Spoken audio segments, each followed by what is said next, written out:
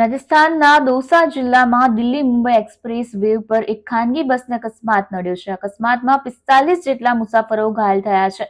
મળતી માહિતી મુજબ દૌસા જિલ્લાના નાંગલ રાજાવતન પોલીસ સ્ટેશન વિસ્તારમાં લહડીકા બસ ગામ પાસે એક ટ્રેલરે બસને ટક્કર મારી હતી. અકસ્માતમાં 45 લોકો ઘાયલ થયા છે, જેમાંથી 20 ઘાયલોને દૌસા જિલ્લા હોસ્પિટલમાં દાખલ કરવામાં આવ્યા છે.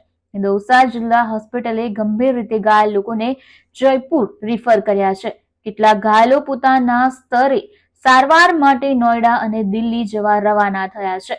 જણાવવામાં આવી રહ્યું છે કે ધુમ્મસના કારણે દિલ્હી મુંબઈ એક્સપ્રેસ વેના પિલર નંબર 148 પર એક ટ્રેલરે પાછળથી એક ટ્રકને ટક્કર મારી હતી ને બંને વાહનોની ટક્કર બાદ બસ પણ પાછળથી આવી હતી ને તે પણ પાછળથી ટ્રેલરમાં ઘૂસી ગઈ હતી.